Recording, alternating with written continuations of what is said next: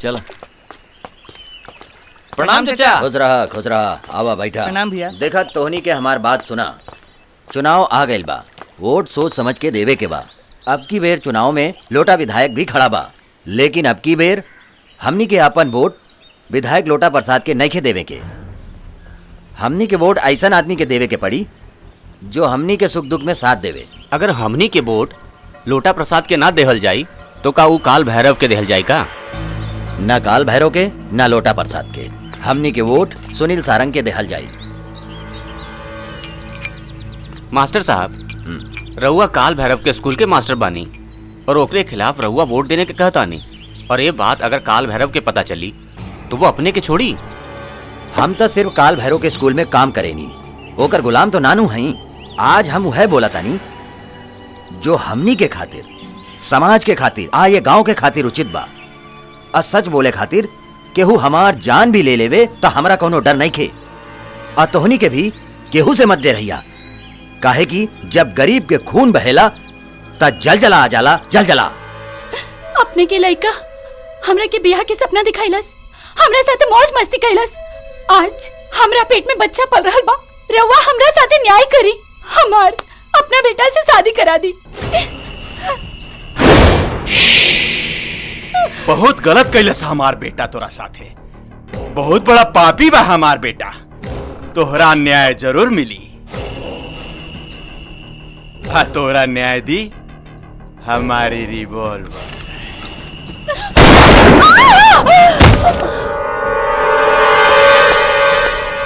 काल भैरव काहे मार दे रही लड़की के? कालों के काल, महाकाल काल भैरव नाम हमार। ये हर आदमी के पता बा कि हमरा से यमराज भी डराला, और इस साली हमरा बेटा के ऊपर इल्जाम लगावत रहे। एगो और समस्या आ गई, पूरा गांव में आग लग गई। अरे ऐसा का हो गई? कहे चिल्ला तरा? ऊ मास्टरवा दीनानाथ अपने के बारे में पूरा गांव वाला के भड़कावता, अपने के एको वोट ना मिली। कालों के काल, महाकाल काल भैरव नाम हमार। हमरा से काल भी डरेला। ये गांव में सर उठाए वाला हर आदमी के सर कुचल देहल जाई।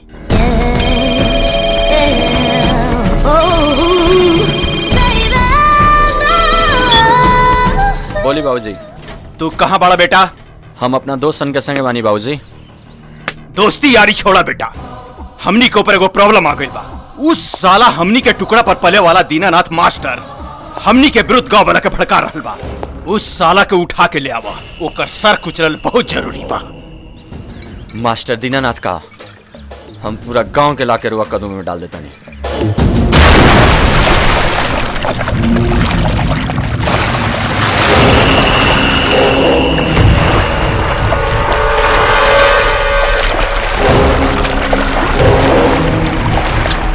ली बाबूजी, ले नहीं मास्टर दीनानाथ।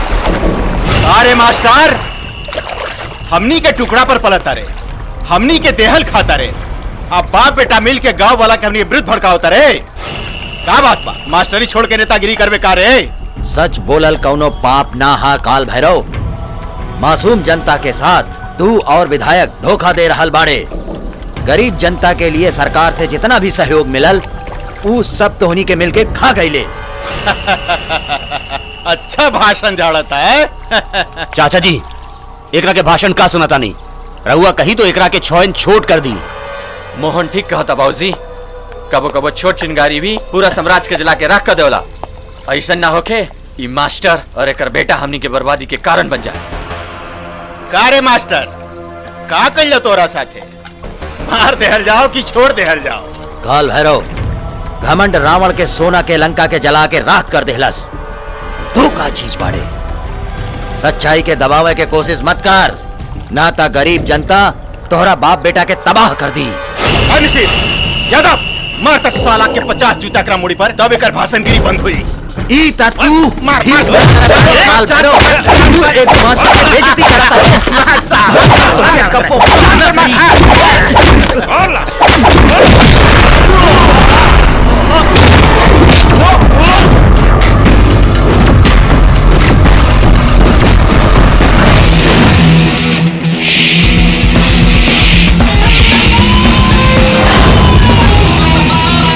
अरे जूता खोर, पब्लिक से इतना जूता खैली है फिर भी पेट ना भरल और जूता खैबे का। साला भिखारी की औलाद, हमनी के टुकड़ा पर पले वाला शेर के माथ में आके शेर के ललकार उतारे। चुप! अपना आप के शेर समझता रे। गांव के सरल कुत्ता जैसन स्थिति हो गई टोनी के।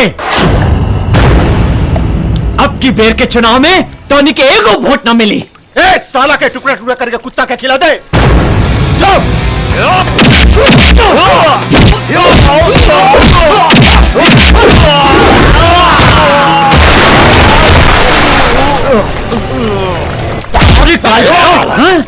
काल भैरव नाम है तुहार, कालों के काल महाकाल। तुहार नाम सुन के यमराज भी डरेला। अब बोल छोड़ दे बेटा, छोड़ दे। साला की यमराज के पास भेज दें। अरे छोड़ दे बेटा, ये हमनी के अन्नदाता हुए। छोड़ दे बेटा। छोड़ी बाबूजी। जौन आदमी अपने के अपमान करी हम ओकरा के ना छोड़े। हम एकरा के 50 जूता मारे तब छोड़े। हम कहा था, अरे छोड़ दे बेटा, छोड़ दे। ये हमनी के अन्नदाता हुए। हम अहिंसा के पुजारी हैं, हिंसा के ना। ना बाबूजी, छोड़ दे। गरीब के अन्नदाता सिर्फ भगवान हो खेला, आदमी ना। आज के दुनिया में जैसन देवता वैसे पूजा करे के चाहिए। एकरा के हम जिंदा न छोड़े, जान से मार दे। नहीं तो हमार मरल मुंह देखबे।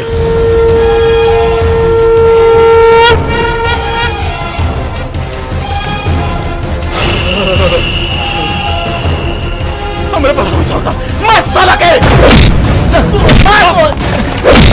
ना ना ना।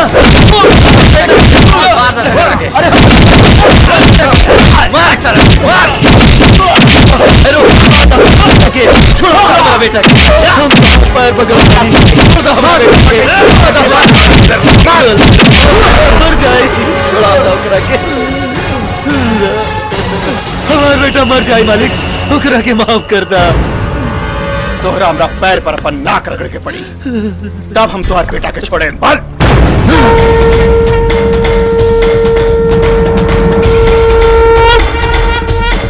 हमार सब बल साला टकला हो जल्दी।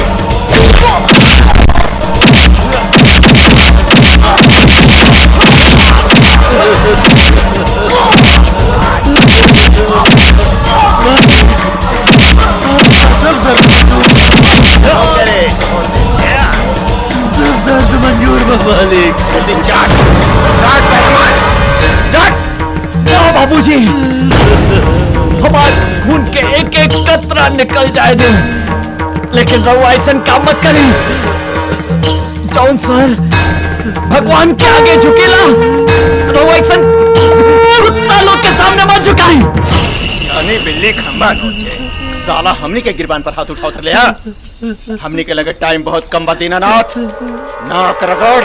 ना बाबूजी, रहुआ अपन कसम फिर ताले ली। हम एकरी के बतावता नहीं कि दीनानाथ के बेटा के देह में कितना दम बा।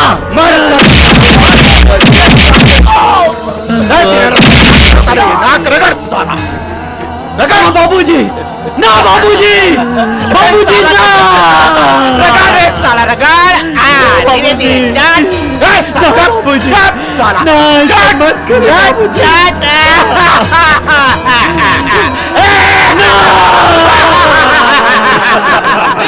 मजा आ गई।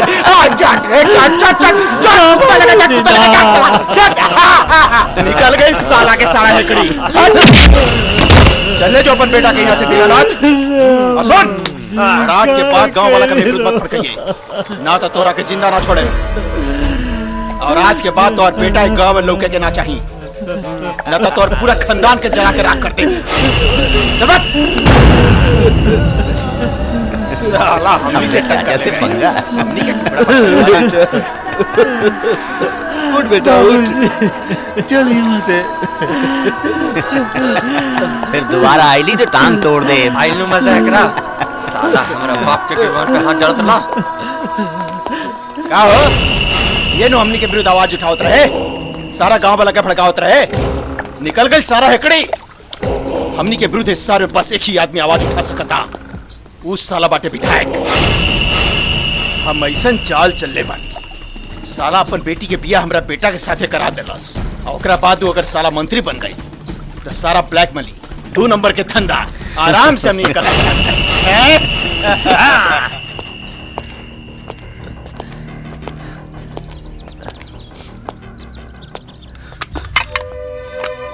अरे का हो गई हमरा बेटा के? बोली ना हमरा बेटा के का हो गई?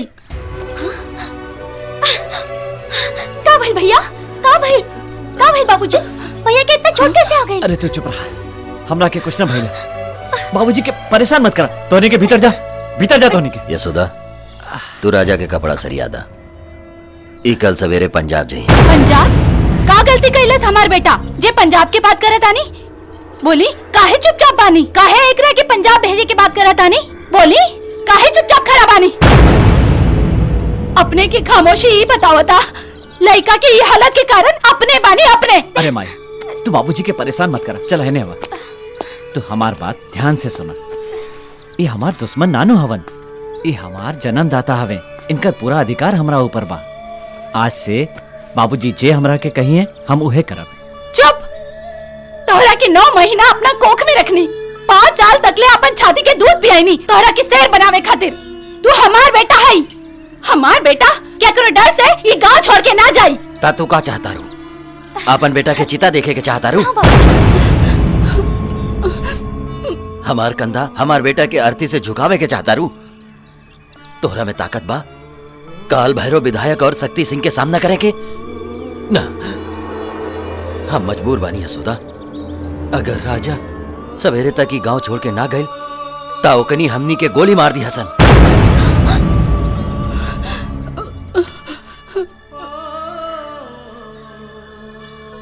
गोलियां तो एक ही बेर नु जान ली बाबूजी, लेकिन आज जौन घाव काल भैरव हमरा के देहलस है वो हमरा के जिंदगी भर तड़पावत रही। आज हमार आंख के सामने वो हमार बाप के जौन सजा देहलस है वो हमार मरला के बाद भी नहीं की भोर पर आ सकत बाबूजी।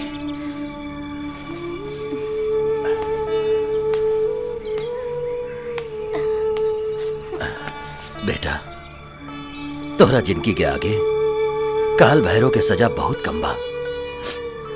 जब तू बाप बनबा तब तोहरा पता चली कि एगो बाप के कंधा पर होकर बेटा के अर्थी कितना बड़ा बोझ होकेला, कितना बड़ा बोझ होकेला बेटा। अपने मत रोई बाबूजी, मत रोई। हमरा और आंख में आंसू नहीं की देख सकत। हम भी आने जाता नहीं पंजाब, हम चल जाता नहीं बाबूजी। रघुआ चुप हो जाए, चुप हो जाए बाबूजी। Cheers!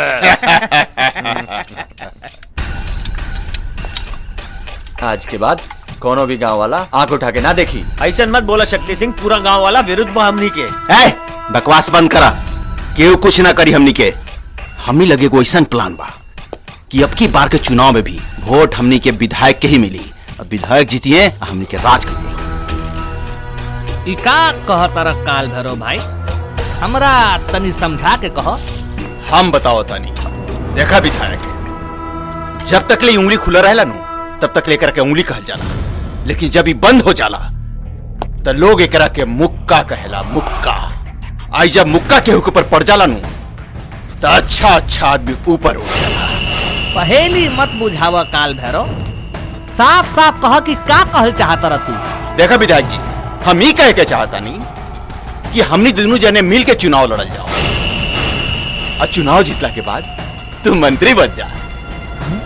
फिर दारू के ठेका, रोड के ठेका, इस शहर में गुंडागर्दी के ठेका सारा हमरा बेटा हमरा नाम पर हो जाए। दूसरा शर्त हमारी बा कि हम चाहता नहीं कि हम अपन इकलौता बेटा शक्ति सिंह के बियाह तो हर बेटी रानी के साथ कर देहल जाओ। हमनी के जो दोस्ती बानू ओकरा के रिश्तेदारी में बदल देहल जाओ। फिर हमनी दोनों जने मिलके ये देश के धीरे धीरे दीमक लेखा चाट चाट के खोखला करते जाओ। ओकरा बाद देश के सारा पैसा धीरे धीरे स्विट्जरलैंड बैंक में भेज देहल जाओ। वाह, कैसन लागल हमारा आइडिया? वाह काल भैरव, का दिमाग बा। हमरा और सब शर्त मंजूर बा। वाह भैया। चला बधाई हो के विधायक। हम चाहता नहीं तो अपन बेटी के सगाई आज हमारा बेटा के साथ करता। बुलाओ अपन बेटा। हाँ एकदम। चीयर्स बेटा। चीयर्स। देखा हम पंजाब जाता नहीं, जल्दी आ जाए। हाँ हमार माई बाबूजी और बहन के तो लोग ध्यान रखिए सर और कोनो बदमाशी मत करिए सर। ए अंधा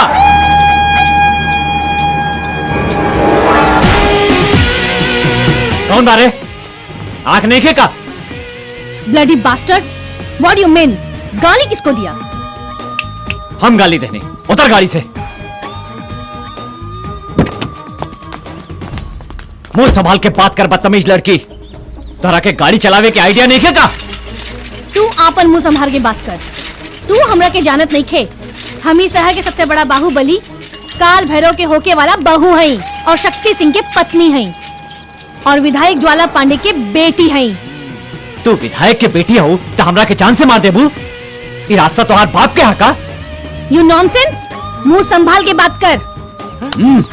बेसी अंग्रेजी में गिटर पिटर मत करा। ए बाबूनी तोरा से ज्यादा हम पढ़ल लिखल बानी। जीजीएमपी हैं हम, जीजीएमपी।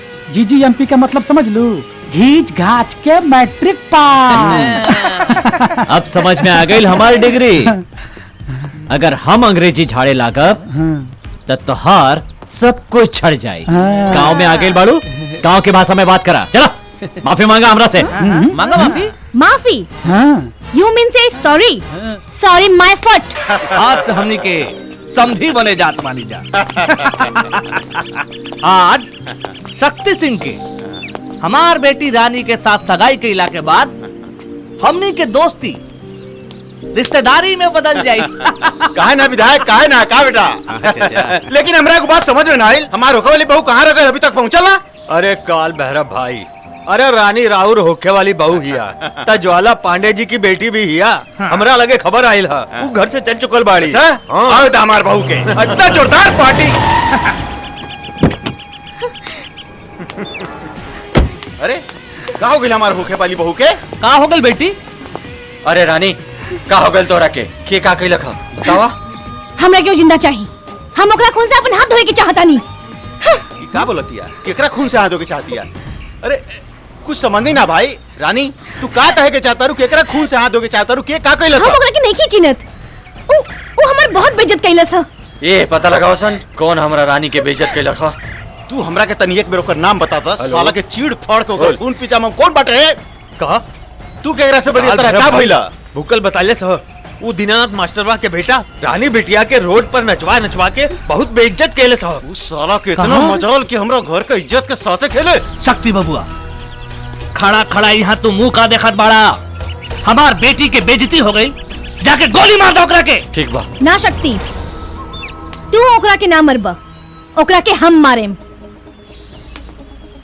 हम प्रतिज्ञा कइले बानी कि ओकरा खून से अपन हाथ धोएम, ना तो तब तक कोनो अन्न ग्रहण ना करें। तू बस एक काम कर, तू ओकरा के उठा के हमरा सामने लेके आ।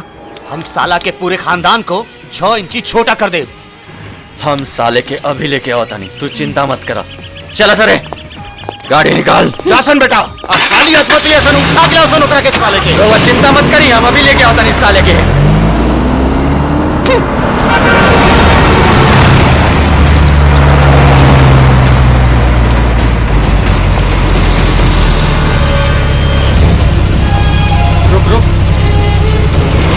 ले देख सामने से आता उड़ा दे के।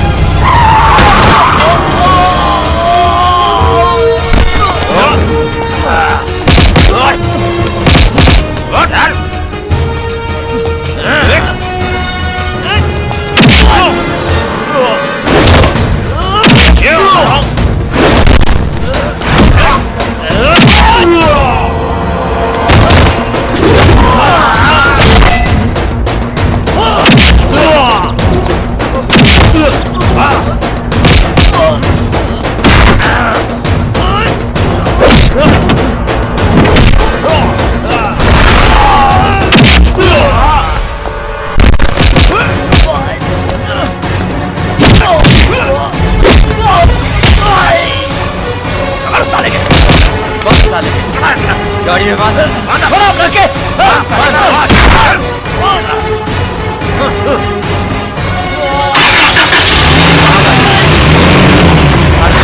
ना शक्ति, एकरा के इतना आसान मौत मत मारो। जे तरे हमार इज्जत के धज्जी उड़ेले बा, ओही तरह कर पूरा शरीर के हम धज्जी धज्जी उड़ा देम। हाँ बाबूजी, जल्दी आओ, मूड का टाइम निकल जाता। हम अभी आओ तनी। रानी, सगाई के जश्न शुरू होला बा। यस बेबी, आज के जश्न एक लाश पे मनावल जाए। ओके बेबी, एकरा के मार के तू जल्दी आओ। डोंट वरी, आज हम तोहरा के ऐसन मजा चकाए कि तू जिंदगी भर याद रख पे। आज तोहरा के छठी के दूध याद न दिला देहनी तो हमार नाम रानी ना।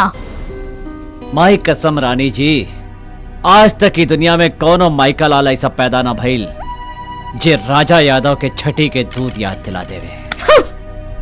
हम अपन छठियार में असली शेरनी के दूध पीले बानी, तोहार जैसन टिब्बा के दूध ना। चलावा लाठी, हम तोहार क्रिया खा के कहता नहीं कि अगर हमार मुंह से एक बेर भी आह निकल गई तो हम जिंदगी भर तोहार गुलामी करें। तोहरा के अपना ऊपर बहुत घमंड बाना। जिंदगी झंडभा तक का भइल मैडम, ऊपर से नीचे तक घमंडे घमंड बा। ओ, तो आज हम तोहर घमंड उतारेम।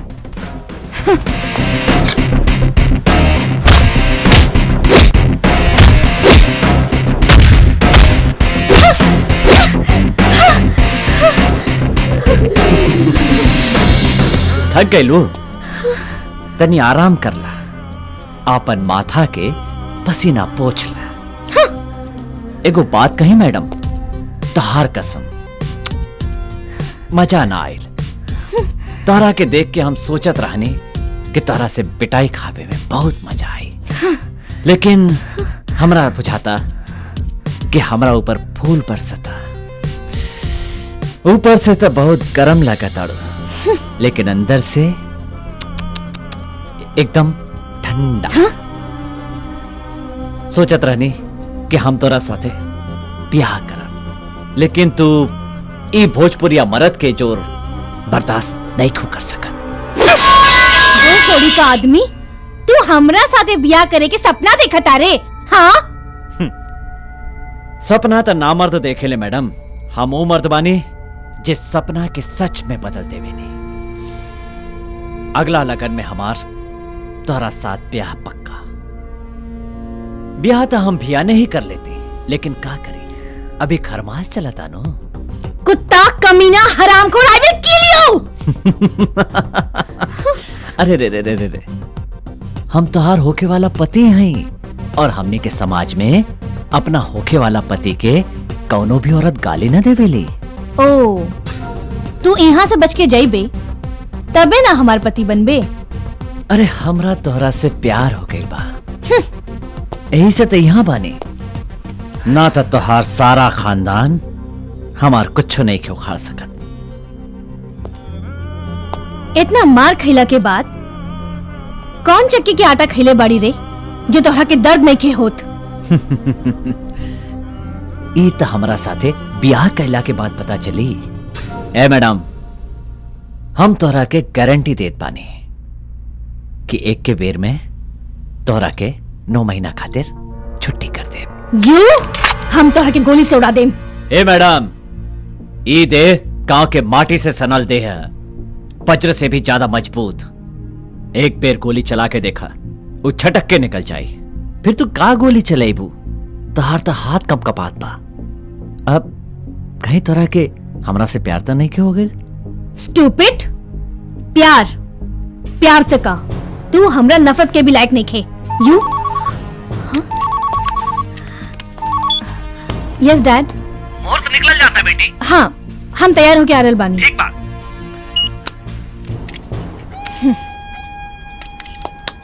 तो हर व्यवस्था हम सवेरे करें। रुकी मैडम, तनी जल्दी आई हा। तोहार बिनाई जगह सुनसान लागता। Idiot, nonsense. Miss you madam.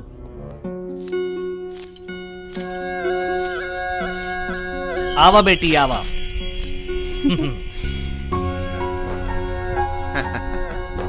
आज हमार होखे वाली बहू कितना सुंदर लागतिया है। विधायक, हमनी के दोस्ती आज रिश्तेदारी में बदले जाता। बेटा जा जल्दी से सगाई का रस्म पूरा करा। हाँ हाँ बेटा जल्दी करा, मुहूर्त निकल जाता। देर मत करा, जल्दी करा भैया।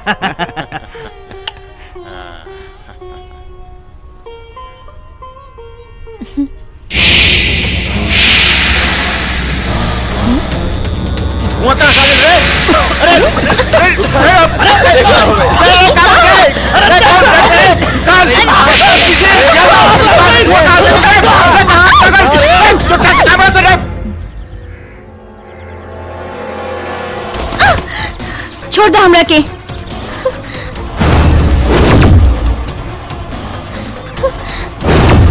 छोड़ दे हमके।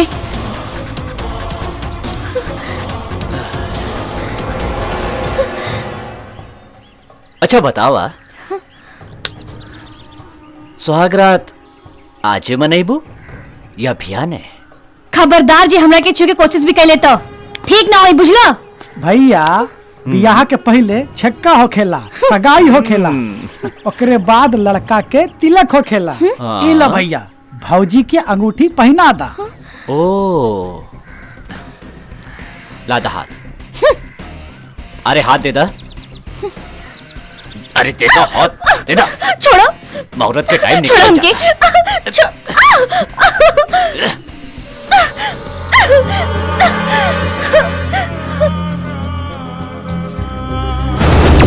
अब हो गई सगाई, तो हमार मेहरारू हो गई और हम तोहार पति।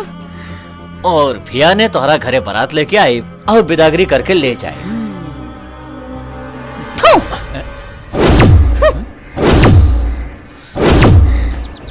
इस थूक के जवाब हम चाहते तोरा के ऐसा दे सके नहीं कि सारा गांव तोहरा पर थूकी, लेकिन हम औरत के इज्जत बचावेला अपन जान दे सकेले,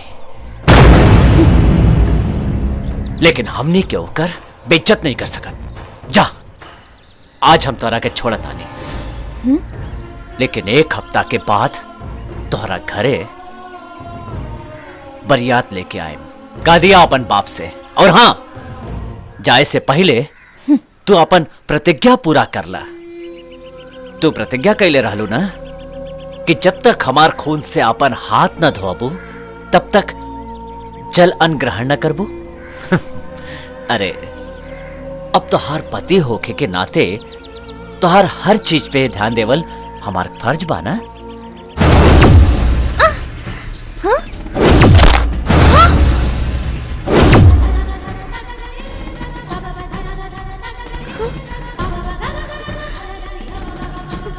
का सोचता अपन प्रतिज्ञा पूरा करा, चिंता मत करा। जब तक तो अपन हाथ ना धोबो तब तक की खून बंद ना होगी। का देखता रहो, यादव के बेटा है, प्राण चल जाए तो चल जाए पर वचन ना जाए। अगर तोहार सारा खानदान भी खून से नहाए के चाहिए तब भी खून बंद ना होगी।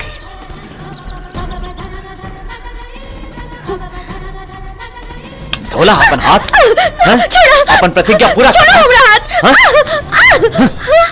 अरे जा, कुछ दिन के बाद बरियात लेके आए।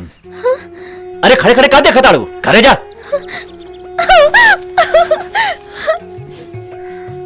भैया डेलेगुआ तो बहुत अच्छा मरला, आप का करबा? बात अब इतना आगे बढ़ गई कि एकरा सल्टे में बहुत टाइम लग जाए। बा भैया ये भइला मर्द वाला बात, लागत है मैडमवा के भौजी बनावा ही के पड़ी हो। चुप साला, इतना आसान नहीं खे मैडमवा के फसावल। ई राजा भैया के बस में नहीं खे। अगर हमरा के बोलिहन तो हम ट्राई कर सकता नहीं। अरे साले अपन साइज देख ले बारे, मैडम में डूब जाइबे।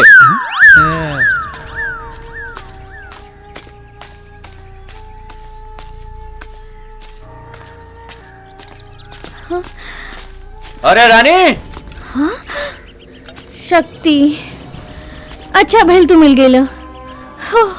रानी पहले तू ये बतावा कि तारा के उठा के ले गए रखा, हम ओकरा के जिंदा ना छोड़े साले के। हम हो पांडे खानदान के लड़की हैं, हमार देह छुए वाला तो अब तक तो ऊपर चल गई हुई। शक्ति चलो, हम बहुत थक गई बानी। कहाँ भेल शक्ति? अब हम कैसे काहे देखा तारो? आज तू बहुत सुंदर लगा तारू। शक्ति, ई तू का कर रहल बाड़ा? हम उहे करतानी जो एगो पति के अपने पत्नी के साथ करे के चाहे। शक्ति, ई सब अच्छा बात नहीं खे।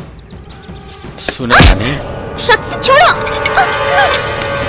चला शक्ति, आज हमनी के एक हो जाइया। आज तू बहुत सुंदर लगा तारू रानी। I love you. I love you. छोड़ो हमके। आज हम तरह के ना छोड़े। आज तरह के हम बहुत प्यार करें।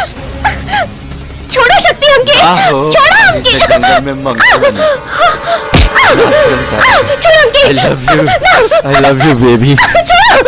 कैसे छोड़ रानी? हमरा के इतना खूबसूरत छोड़ो तारू। हमके। ना, चिल्लाओ मत।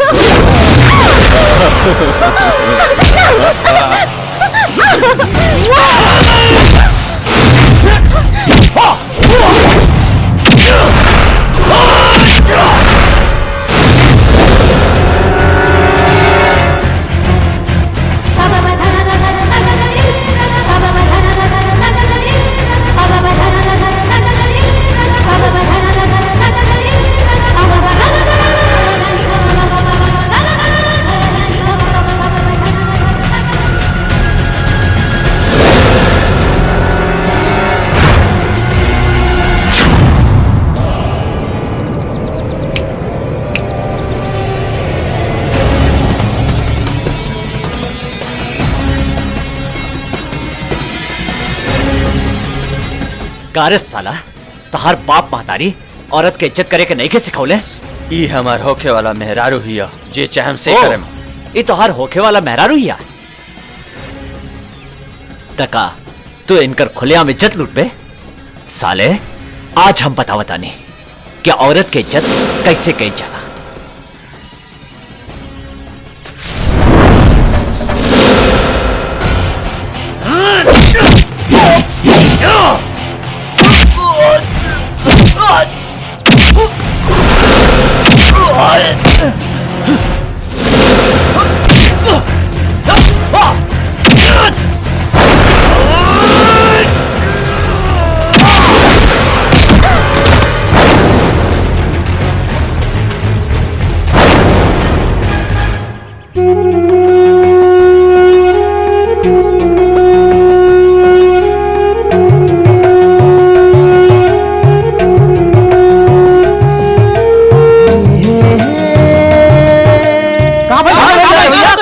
अरे कुछ ना देख लो मैडम, गरीब और धनिक आदमी में का अंतर होखेला?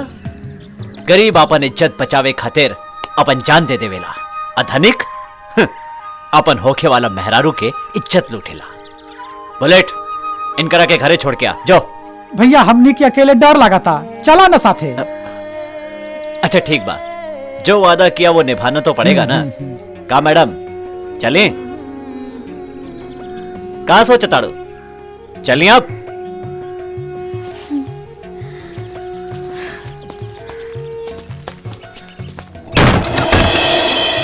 जाएं, और घर आ गए। तनी एक बात सुनत जाएं, अभी तक अपने साथे हम जे कैले हैं ओकरा ला हमरा के माफ कर दें। रउआ आज से आजाद हैं। हमने दोनों जने के हिसाब किताब बराबर हो गए।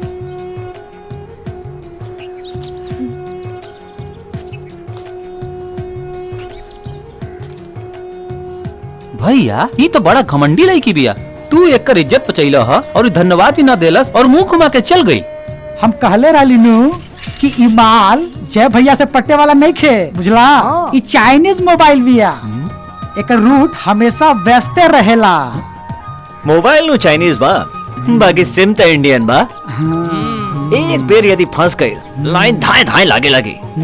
देख, अगर वो मैडम बा घर में घुसे से पहले हमने के मुड़ के देख लेलस तो समझ ला कि माल पट गई। हाँ। ना देखलस तब इहे तो हमहू कहतानी, का होई ज्यादा से ज्यादा मिली तो मिली, ना तो जय सिया राम। देख बुलेट, अभी वो पलट के देखी, एक बार पलट के जरूर देखी। पलट पलट पलट, अरे पलट ना।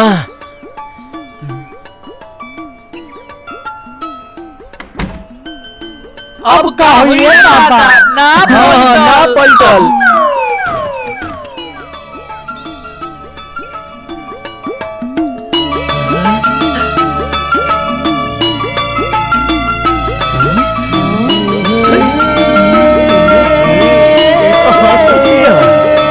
भैया लड़की हसन तो फांसा। कौन उठा के ले गए लोकरा? कौन उठा के ले गए? अरे टेंशन मतलब विधायक, टेंशन मतलब तोरा से ज्यादा हमरा अपने इज्जत के चिंता बा। शक्ति सिंह गइल बा, ओकर कहीं ना कहीं से पता लगा के जरूर आई। टेंशन मतलब, टेंशन मतलब। अरे कैसन बाड़ तू बेटी? तोरा के अचानक यहाँ से गायब क्या कइले सा? बोल बेटी। जवाब दे बेटी, के गायब कइले सा तोरा के? ओकर खून पी जाब हम। के कइले सा तोहरी दशा? हमारी दशा के जिम्मेदार के हो? अगर हम ओकर नाम बता देम त रउआ लोग के पैर के नीचे से जमीन खिसक जाए। साफ साफ कहा बेटी, तू कहे के का चाहता रू? कौन बहु आदमी जौन तोरा साथे बदतमीज कइले सा? बोला, जवाब दो। राउर बेटा शक्ति सिंह। बेटी तू कहा था? तू होश में बाड़ू? हाँ बाबूजी, हम पूरी तरह होश में बानी। जौना आदमी के हम भक्षक समझत रानी, वो हमार रक्षक निकलल, और जौना के रक्षक वो हमार भक्षक निकलल। बाबूजी, आज बीच जंगल में शक्ति सिंह हमार इज्जत लूटे की कोशिश कैलस। अगर दीनानाथ मास्टर के बेटा राजा समय पे नहीं तन तो हम केहू के मुंह दिखावे के लायक न रहती। बाबूजी, रवा खुद सोची, जवन लड़का बियाह से पहले हमारी इज्जत न कैलस, वो बियाह के बाद हमार का इज्जत करी? और हमरा के रवा पे विश्वास बा कि रवा कबो हमार बियाह ऐसे लड़का से ना कराएम जे हमार इज्जत ना करे।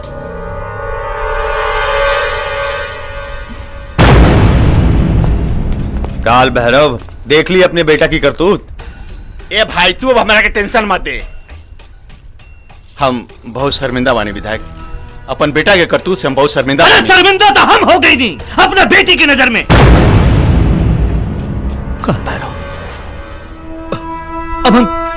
अब हम कहा जवाब दी अपना बेटी के? तू ही बतावा। अरे भाई, इतना टेंशन काहे लेता रहा? जवान लइका बा, छोटा मोटा गलती होत रहेला। आ कोनो दूसरे के साथे जाके मुंह काला नानू करत रहे, अपन होके वाला मेरा से चुम्मा चाटी करत रहे। बक्का मर दवा, हमनी के जवानी में कुछ नहीं किस्म के लेका। इतना टेंशन लेता रहा मर्द। आवा मूड तो और फ्रेश करता नहीं मर्दवा है ने। आवा ए बना दू पैक। टेंशन सबसे बड़ा रानी के रहे, ओकर पता चल गई, बस हो गई टेंशन फ्री। बाकी सब लइका फैका बड़सन समझ हो जाई। सबसे बड़ा टेंशन तो मास्टरवा के बेटा के पास। ओकरा इतना समझेला के बावजूद भी उस साला हमनी के शहर में घूम रहा बा और रक्षक बनाता है। करे मान पता लगा तो साला कहां गई, खत्म कर दे ओकरा खानदान के।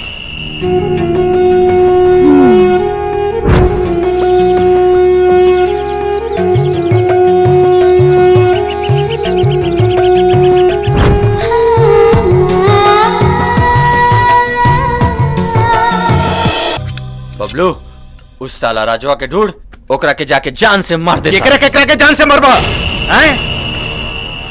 अपना हाथ से अपन किस्मत खराब कर देला। जवानी इतने जोश मारत रहे तक बाई जी के कोठा पर चल जाता, गर्मी शांत हो जाए। का जरूरत रहे अपन होखवाली मेहरारू के जंगल में जाके इज्जत लुटे के? तो अच्छी तरह पता बा कि हमनी के सारा गैर कानूनी काम विधायक के बलबूते पर चलेला। आउ जीती तो मंत्री बनी, करोड़पति बिया करोड़पति ओकर बेटी।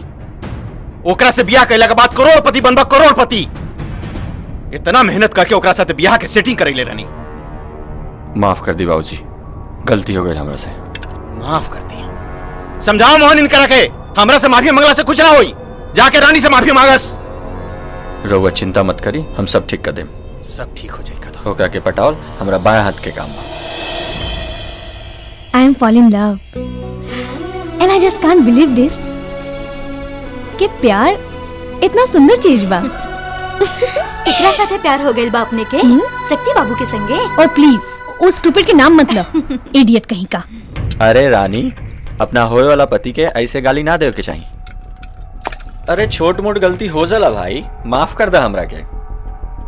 माफी तोहरा की? हाँ। नो वे, तोहरा के हम जिंदगी भर माफ ना करें। देखा रानी, इतना गुस्सा सेहत खातिर ठीक ना होखे। चलो हम तारा के कहीं घुमा के ले आओ तनी, ताहर मूड ठीक हो जाई। शक्ति हमार हाथ छोड़ा, और खबरदार जे हमार हाथ छुए के कोशिश कइले तो का करबू, गोली मार देबू का? हम ताहर होखे वाला पति हैं भाई, थोड़ा बहुत छेड़ देनी तो का हो गई, सदिया के बाद तो ये न होई। शक्ति प्लीज गेट आउट, ना तो हम अपन बाबूजी के बुलाए। Please get out. मियाँ बीबी राजी तो का करिहन काजी। ई मर्द मेहरारू के झगड़ा में बूढ़ पुरानिया के कहला परेशान करो तारू। सुनो रानी, कोनो बात नहीं खे, हम जातानी, बिहने आयम, तैयार रहिया। आई लव यू रानी, बिहने आयम, तैयार रहिया। इडियट।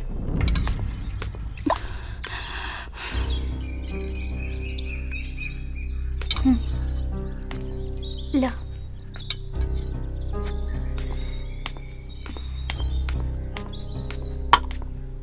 राजा, तू का चाहता रे बोल? तोहरा वजह से हमनी के मर जाई सन। तोहरा अपन महतारी और बहिनी के कोनो चिंता नहीं खे। हम तोहरा आगे हाथ जोड़तानी, तू पंजाब चल जो, तू पंजाब चल जो, ना तो हमनी के ना छोड़ी। ना बाबूजी, ओखनी के कुछ न करी बाबूजी, ओखनी के गिदड़ भपके से मत डराई बाबूजी। एगो बात सुन ले, यदि हम गांव छोड़ के चल गईली तो वो रउआ लोग के चैन से न जिए दी। ता तू यहाँ रह के का करबे? कौनो काम भी ता नहीं खे यहाँ। हमार बात मान, तू पंजाब चल जो यहाँ से। राजा ना, राजा के कहीं जाए के जरूरत नहीं खे। तू के हो? हमार नाम रानी है, हम विधायक ज्वाला पांडे की बेटी हैं। चाचा जी, रघु राजा के कहीं भी जाए के मत कहीं। हम रउआ से वादा करतानी कि केहू के भी मजाल नहीं खे जे राजा के बाल भी बाका कर सके। हमार विश्वास करी। हमरा तोरा बात पे पूरा विश्वास बा बेटी। अब हमार बेटा कहीं भी ना जाए। माई, हम इनका खातिर नाश्ता लेके आवत तानी। ना ना, हम नाश्ता करके आइल बानी। पहला बेर हमार घर में आइल बाड़ू तो कुछ न कुछ खा के जाए के पड़ी। चाची आज छोड़ दी, अगली बेर आई तो खाना खा के जाई। अब चलो तानी, नमस्ते। नमस्ते। कितना सुंदर बिया रानी बिटिया, अगर ही हमार घर के पतोह बन जाए तो। साचो माई, हमरा के भौजी बहुत ही नीक लागतिया। सही बात। कहो भैया, चिंता करे के कोनो बात नहीं के चाची, भगवान चाहिए नु तो तुम्हारी इच्छा जरूर पूरा होगी। का हो राजा भैया, भौजी पसंद बाड़ी ना तो के? अरे हमके नहीं के करे के एकरा से शादी बादी। तो इना करिए तो बिया हम कर लेबे करा से। ये खिचड़ी में गिरे कि खिचड़ी घी में गिरे, बात तो बराबर बने। चुप साले। काल भैरव, पूरा गांव में बदनामी हो गई बा। ऊ रानी रजवा के घरे मिले गए रहे। बाबूजी, ये तो अति हो गई। ऊ हमनी के दुश्मन के घरे गए रखिया। ओकरा इतना हिम्मत, अभी दूध के दूध पानी के पानी हो जाए। समझत कब यार? हाँ बोलिए काल भैरव जी। ये हम कहा सुने तनी विधायक, तो हार बेटी उस साला मामूली मास्टरवा के बेटा के संगे जाके ओकरा साथे ठुमका लगावत हैं? का प्लान बा तोहर? तू अपन बेटी के बिया हमरा बेटा के साथे करे के चाहता रहा कि उ रजवा के साथे करे के चाहता रहा? हमार बेटी के ब्याह अगर होखी सिर्फ राउर बेटा से। तो तू अपन बेटी के समझावा, ओकर घर से निकल बंद करा। तोहरा पता हो गया कि चाहिए विधायक कि तोरा साथ साथे हमार भी इज्जत लक्ष्य पर टंगाइल बा। नहीं कहा था। हाँ, आज के बाद घर से ना निकले के चाहिए। का हो भौजी, भैया जब से पंजाब गए बाटे तब से तो बड़का हीरोइन बन के घूमत ताड़ो। का बात बा? तोहरा का मतलब बा? हम हीरोइन बने चाहे हीरो? आए तुहा सेव जैसन गाल तो दांत काट के ही रहे। एक चोंटा मारम, चल भाग। का हो भौजी, इतना खिसियत काहे ला बाड़ू? आए आज तो तुहा सेव जैसन गाल के दांत काट के ही रहे। ए, तू रजवा के घरे काहे गेल डालू है? बाबूजी, जवन आदमी हमार जान बचैलस, हमार इज्जत बचैलस, ओकरा घरे जाए में नुकसान का है? आज के बाद ओकरा से मिले के कोई जरूरत नहीं थी। तोरा पता बाकी तोर बियाह शक्ति सिंह के साथे फाइनल हो गई बा। बाबूजी, हम रवा के समझा दिले रहनी कि हम शक्ति सिंह जैसन बेशरम आदमी के साथ बियाह नहीं के कर सकत। ऐसन आदमी जे अपन होके वाला मेहरारू के बीच चौराहे पे इज्जत लूटे की कोशिश कैलस, रवा अपन बेटी के बियाह ऐसा आदमी के साथ करावे के चाहता नहीं। अगर हुआ कि हमारे ब्याह करावे के बा तो राजा के साथ करा दी। हे, पागल हो गए बड़े तू, पागल। बाप के सामने एगो नौकर से ब्याह करे के बात करता है? हमार मान मर्यादा के कोनो ख्याल नहीं है तोरा? देख, जूता कितना भी महंगा होके ऊ पैर में शोभा देला, सर पे ना। अगर तो शादी होगी तो शक्ति सिंह के साथ है। तरह वो भी हमारे को बात सुन ली, हम अपन जान दे दे, बाकी शक्ति सिंह के साथ ब्याह ना करें। तू जरूरत से ज्यादा सर पे चढ़ गई लू। बाप के सामने सीना तान के अपन ब्याह के बात करो तारू। आज के बाद तुम्हारी घर से निकलल बंद। चल। बाबूजी हमारी बात तो सुनिए। बाबूजी, बाबूजी, बाबूजी, बाबूजी दरवाजा खोली। बाबूजी। काल भैरव बोलता नहीं। काल भैरव जी, उस साला मास्टर के बेटा हमार घर के दामाद बने के सपना देखा था। हमार बेटी भी ओकर दीवाना बन गई बिया।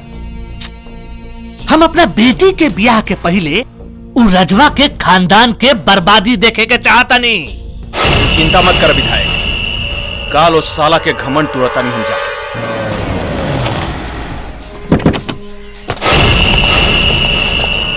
कारे मास्टर, अब तोरा इतना ही हिम्मत हो गई कि हमनी के घर के बेटी बहू के इज्जत के साथ खेले लगले हैं? अगर तोहार बेटी के उठा के ले तो तोहरा कैसन लागी रे? उठाओ संता कर बेटी के, तब एकरा पता चलेगी। कारे साले, हमार बहन के उठावे के बात करता रे?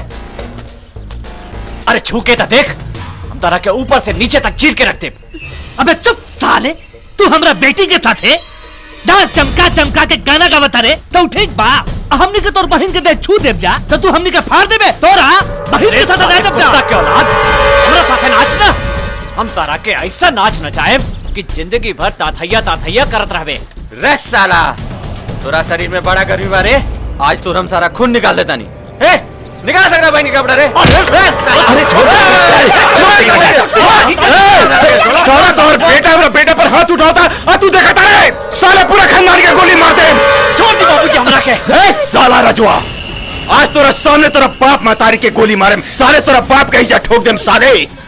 हमार चिंता मत कर बेटा, आज ही कुत्ता सबन के दिखा दे कि तोहरा में कितना दम बा। आज तू अपन बहन के इज्जत बचा। दुर्गा माई के कसम, आज अगर तोर सीना में गोली लगी तो हमार आंख से एक बूंद आंसू न बही, और हम ई हाथ से तुहार अर्थी सजा के अंतिम संस्कार करें। जय दुर्गा भैरव जी, खून खराबा ना करी। छोड़ तू हमरा के गोली मारते हम साला के, हमनी क्या करिया हम साला? देखा काल भैरव, इस सिचुएशन ठीक नहीं खे। खून खराबा ना करो, ना तो इस चुनाव में हमनी के एक को वोट ना मिली, तब हम मंत्री तक संतरी भी ना बन पाए। विधायक जी ठीक कहता रे काल भैरव, अभी इलेक्शन के टाइम बा, चला यहाँ से जल्दी हमनी के। हाँ चला, बाद में तो रखे देखें साला रजुआ, बाद में देखें। जैसन काहे भागे खड़े रे? आओ लड़ हमरा साथे, हम तारा के बीच से फाड़ दे साला कुत्ता के औलाद। देख बेटी, सगाई के दिन ऐसन कोनो हरकत मत करी है जैसे हमनी के सर झुक जाए। अगर कुछ हरकत कैलू ना तो हम अपना हाथे गोली मार दे तोरा। जीते जी हमार बिया शक्ति सिंह के साथ ना हो सकेला। अगर एकर बिया करावे के बा तो हमार लाश के साथ करावा। तो क्या करता तू? अरे हमार होखे वाली घर के बहू भी है और तू एकरा पर हाथ उठाओ तरा? अरे गलती लइका फैका से हो ही जाला। हमार होखे वाली बहू बहुत समझदार बिया, ऐसा कोनो काम ना करी जैसे हमनी के इज्जत पर कोई आंच आवे। मोहन बेटा। हाँ चाचा जी। का कैला है राजा के साथ है? चाचा जी, हमनी के आदमी राजा के घर के चारों तरफ टाइम बम फिट कर देले। हमार एगो फोन से राजा के सारा खानदान तबाह हो जाए। ये सब बकवास है। तोनी ऐसा नहीं कर सकत। अरे भाई, हमनी के बहुत कुछ कर सकता निसन, बहुत बदमाश है हमनी के। अपने इज्जत बचावे खातिर केहू के गर्दन काट सकता नहीं। देखा रानी, हमार बेटा के देख, तोहार प्यार में दीवाना हो गइल बा। दारू पी पी के अगर शरीर खराब हो गइल बा, तोरा से सिर्फ हम एकेगो सवाल पूछे के चाहता नहीं, हाँ या ना में जवाब दा। तू हमार बेटा के साथे बियाह करबू कि उस साला रजुआ के पूरा खानदान के चीता में जला के राख? हमार बात पे जल्दी जवाब दा, यस या नो। मोहन। हाँ भैया। फोन कर तो फुक्कल के कह दे राजवा के पूरा खानदान के खत्म कर। हम अभी फोन करे तानी।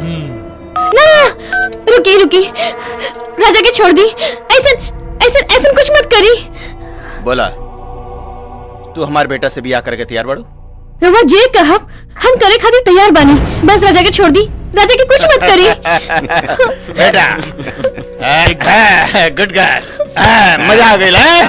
अरे विधायक हम तोरा कहत रानी कि हमार होके वाली पतो बहुत समझदार बिया, जे ऐसन कोनो भी काम ना करी जैसे हमनी के प्रतिष्ठा पर कोनो आँच आवे। अब है ने सुना, उ रजवा के लगे फोन लगावा और ओकरा साथे ऐसा नाटक करा कि उ तोरा से नफरत करे लगे।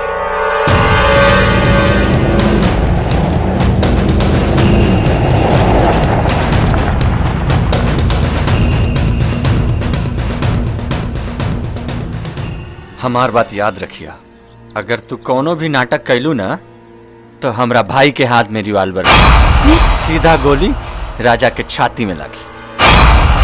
जो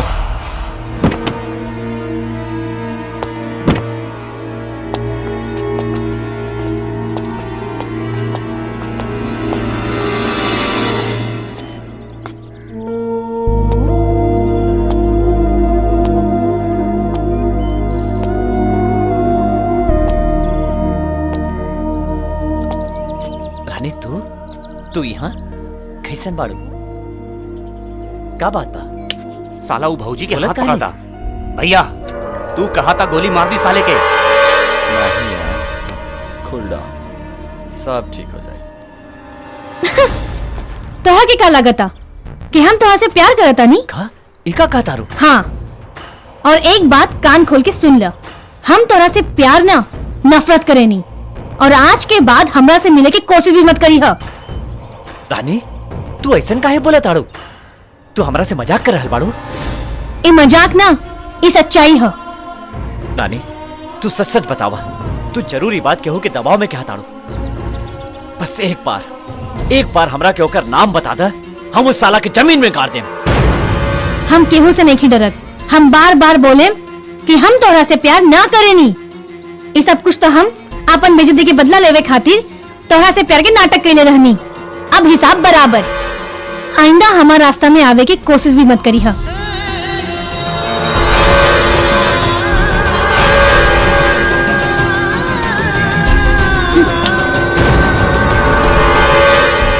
तो हमरा के ऐसे छोड़ के नहीं खुजा सकत रानी।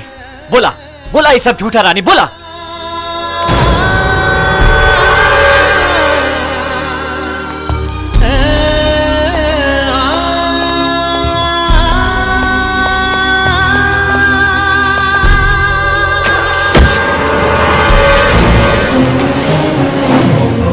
मंगलम भगवान विष्णु मंगलम गरुड़ध्वज मंगलम पुंडरीकाक्ष मंगलाय तनुहरि। वरवधू एक दूसरे के गले में माला डालिए। ओम शांति शांति। वक्रतुंड महाकाय सूर्यकोटि समप्रभ निर्विघ्नं कुरु मे देव सर्वकार्य सर्वदा। ओम शांति शांति शांति। अब तू दोनों जने यहाँ से कुछ दिन के लिए भाग जा बेटा। ई रउआ का कहता नहीं बाबूजी, हम अपने लोग के छोड़ के नहीं जा सकत। हमरा यहाँ से कैला के बाद ओखनी के ई गांव में बवाल कर दी है सन। रानी से प्यार हम कैले बानी और एकराला जौन सजा भोगे के पड़ी हम तैयार बानी। हाँ बाबूजी, राजा ठीक कहता रन। रउआ हमार बाबूजी और काल भैरव के नहीं जानत। हमने के यहाँ से भगला के बाद भी वो रउआ लोगन के दुख पहुँचाई। तोहनी के यहाँ रहला के बावजूद भी तो वो हमनी के परेशान करबे करी, बुझला कि ना? ऐसे अच्छा रही कि कुछ दिन खातिर ओकनी के सामने मत आवा। वो हमनी के कुछ नहीं कर सकत। हमनी के बात मान ला, तोहनी के यहाँ से कुछ दिन ला भाग जा। हाँ बेटा, जब मामला शांत हो जाए तो उन्हीं के हम फिर बुला ले। लेकिन तब रउआ लोग के ध्यान के रखे। तू चिंता मत करा भैया, चाचा और चाची के केहू कुछ नहीं कर सकत। हम बानी राजा भैया, ओकनी की हर बात के जवाब हम देहब। ओकनी के जब गोली चली तो सबसे पहले वो गोली के सामना हम करब। हम तू चिंता मत कर भैया, वो तीनों ला हम अकेला काफी बानी। अकेला कहावत सुन ले बाना नू, देखन में छोटन लागे घाव करे गंभीर। ओकनी के पहला गोली हमारा छाती पे लगी, हमारा छाती पे। तू जा भैया जा। ये लोग ठीक कहता बेटा, तू कुछ दिन ला यहाँ से चल जा। ठीक बा माई, तू कहता रुता हमने के जाता नहीं सन। कुछ होके तो हमरा के खबर करिया। बबी तू हमेशा माई बाबूजी के ध्यान रखिया। भैया तू चिंता मत कर, हम हमेशा माई बाबूजी के ध्यान रखब। तू जा, अपन ध्यान रख। प्रणाम प्रणाम माई। प्रणाम बाबूजी। प्रणाम खुश रहा बाबूजी। बेटा, खुश रहा तू। अब जा बेटा जा, ध्यान रखिए बहू। चल जा, चला। ध्यान रखिए बेटा।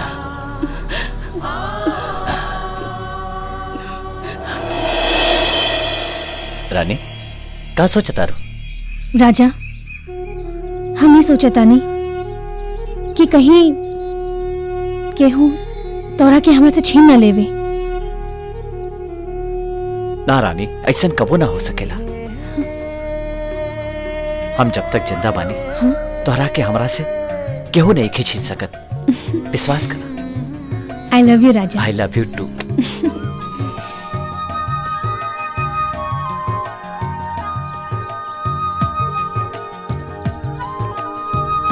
रानी अब तू का सोचे लगल राजा? हमने के भागला के बाद कहीं तोहर बाप आशक्ति सिंह कहीं हमार माई बाबूजी के साथ कुछ करता ना दी। राजा तू चिंता मत कर, कुछ ना हो कि वो लोगन की। राजा ऐसे काहे देखता रहा? झील जैसन तोहार आंख देख के मन करता क्यों मैं डूब जाए। सावन के घटा जैसन तोहार पाल मन करता के मैं छुप जाए।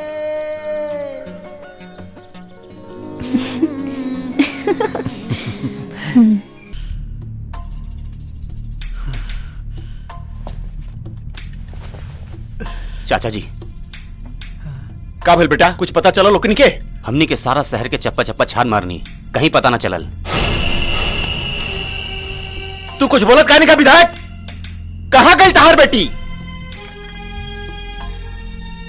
मुंह बंद करके बैठा बड़ा सतुआ से बड़ा का मुंह में एगो नौकर के साथ मुंह काला करके भागल तहार बेटी। समझ में नहीं क्या करी। मन तो करा था तोरो गोली मार दिया, अपना आप की भी गोली मार ली। साला इज्जत के कचरा हो गई, कचरा।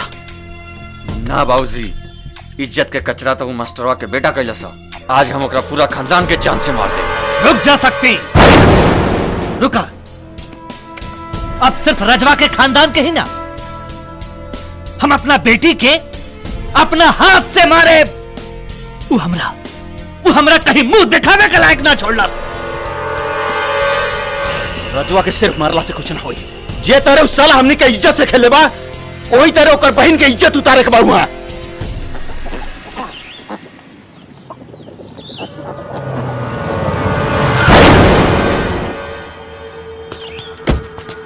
ए मोहन, घेर ले चारों तरफ से साला घर के। कौनो साला से बच के ना जाके चाहिए। चाचा जी, मिसिर चारों तरफ से घेर साला ले मास्टर घर के। बोल तार बेटा कहां बा?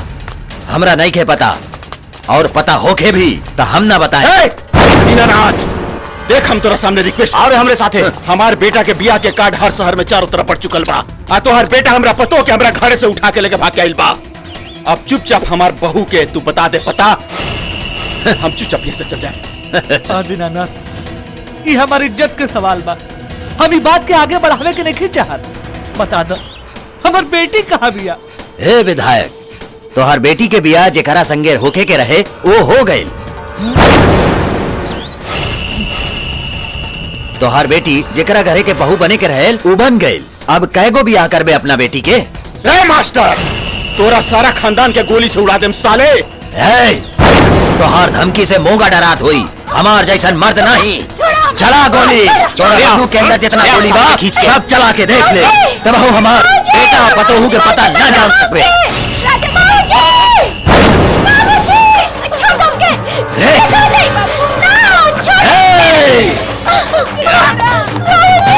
मारसन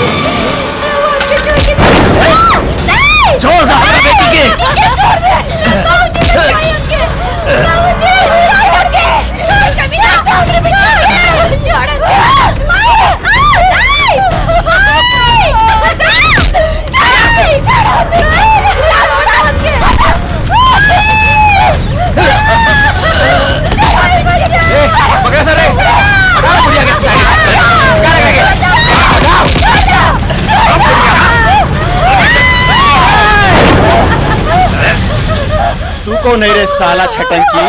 साला 10 आदमी मिलके एक बुजुर्ग औरत पे अत्याचार करता है, लाज नहीं लागत। अब देख बुलेट के कमाल, आगे से लेके पीछे से ऐसा घुसाए कि बाप बाप चिल्लाए लग गए।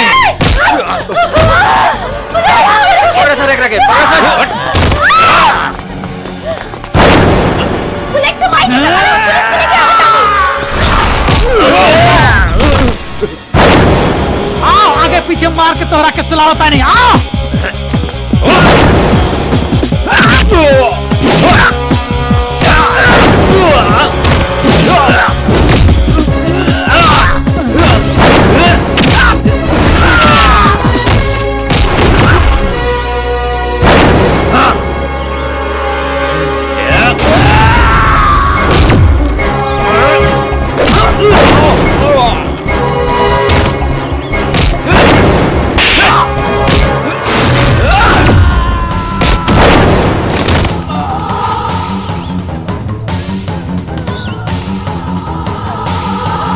ऐ यशोदा, अपन बेटा के पता बता दे, और अगर अपन बेटा के पता ना बतैले नो तो तुहार बेटी के हमारा आदमी यहाँ इज्जत लूटी और सीधा तोहरा के भी तोरा पति के लगे भेज दे। तू हमरा के नहीं मार सकत काल भैरव। अगर हमरा के मार देही त तोहरा मुंह में आग के दी रे। हमरा मुंह में आग देवे के बात करता रही यशोदा देवी। अरे विधवा बना देनी तोहरा विधवा। ऐ यशोदा देवी, बताओ तोहर बेटा कहाँ बा, हमार पतो कहाँ बा, ना तो तोरा के। काल भैरव, ये बहुत थेथर मेहरारू दिया। ये इतना आसानी से हमार बेटी और रजवा के बारे में कुछ बताए वाला नहीं खे। ओकर बाप के मरे के खबर ओकरा के जरूर मिल जाएगी, और वो अपन बाप के अंतिम संस्कार करे खातिर वो जरूर यहाँ आई। हमनी के अपना आदमी के चारों तरफ फिट कर दिया जाओ, जे ओकरा के देखते ही गोली मार दी हंसा। यहाँ से हमनी के चलल जाओ।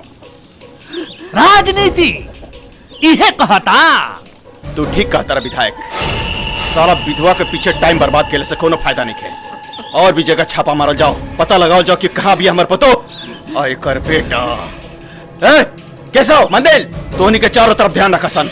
अगर एक बेटा कर अंतिम संस्कार करे यहाँ आवे तो साला के टुकड़ा टुकड़ा करके कुत्ता खिया दे। हाँ। और रानी के पता चलते हमें खबर करिए। चलो सन, चला चला।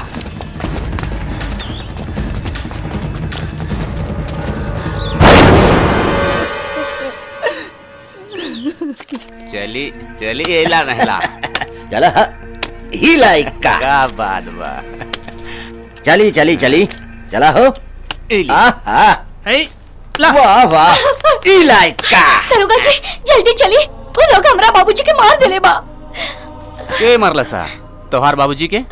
अरे तू नाम बतावा ए बबनी, सरवा के हम गोली मार दे गोली। हमार बाबूजी के काल भैरव मार देले बा।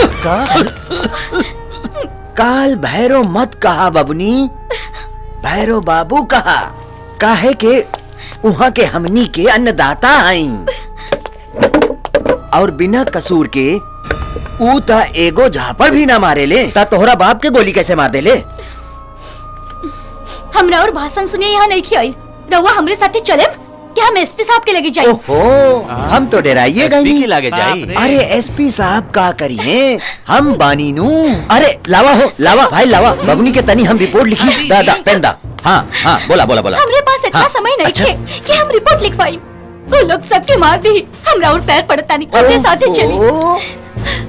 तोहरा जैसन खूबसूरत लड़की के ई पाँव में ना, हमरा करेजा में जगह बा। ए दादा छोड़ो, छोड़ो,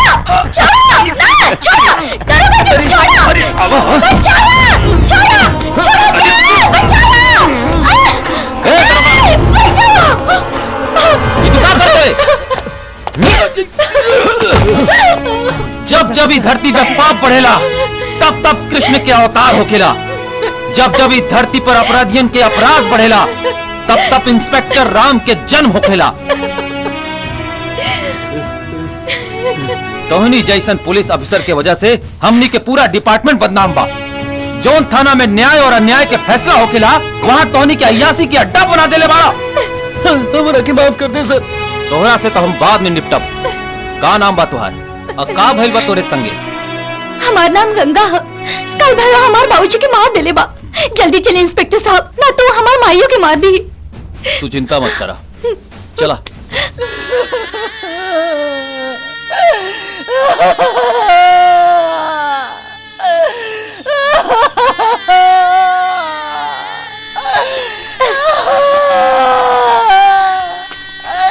राजा के बाबू, राजा के बाबू कहाँ गए? बेटे तार बाप हमने के मत रो माई, तो मत रो। हमारे भैया आए, जरूर आए। तो मत रो भाई, मत रो, मत रो। रउआ चिंता मत करी, राव पति के पोस्टमार्टम के बाद इनकर दाह संस्कार हमनी के करब। ना इंस्पेक्टर साहब, हमरा पति के लाश के हमरा बेटा ही कंधा दी। हमार बेटा के बुला दी। माँ जी, राव बेटा के अभी कुछ अता पता नहीं किए और नियम के अनुसार पहले इनकर पोस्टमार्टम हुई, ओकरे बादे इनकर दाह संस्कार हो सकेला। ना इंस्पेक्टर साहब, जब तक हमार बेटा ना आई, हमार पति के लाश के केहू छू नहीं के सकत। राव बेटा यहाँ नहीं आ सकत माँ जी। इंस्पेक्टर साहब, हमार बेटा तनिको डरपोक नहीं के। हमार आवाज सुन के आंधी तूफान बन के आई। राजा बेटा,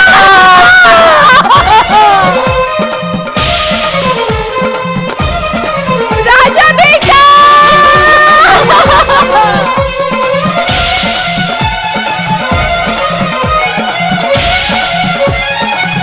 बाबूजी, बाबूजी, बाबूजी, ई कहाँ हो गए माई? के मार देला हमार बाबूजी के? बाबूजी, बाबूजी, बाबूजी।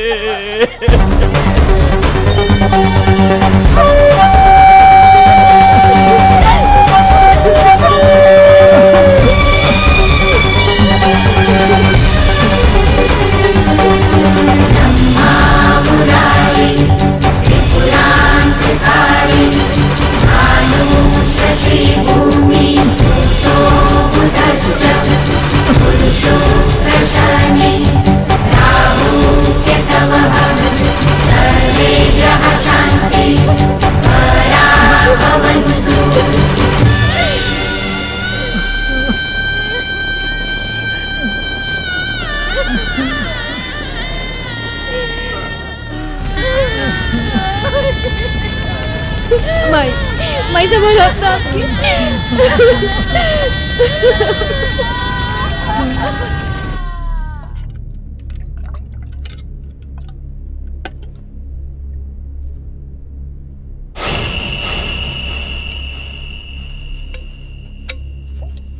हाई देखा, हमनी के सारा इज्जत लक्ष्य पर टंगा गइल बा।